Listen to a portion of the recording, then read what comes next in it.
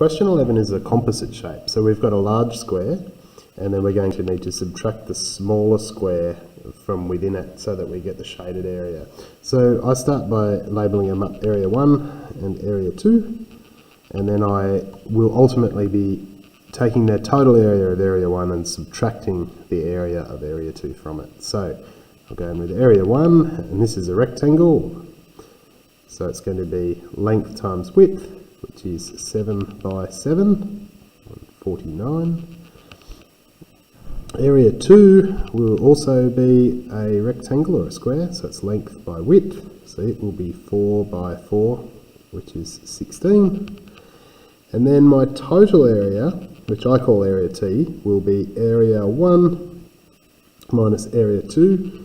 By doing all of this working out, I'm making it really clear for myself and my marker what it is exactly that I'm doing. So I'm saying 49 minus 16, which will give me a total of 33 square metres.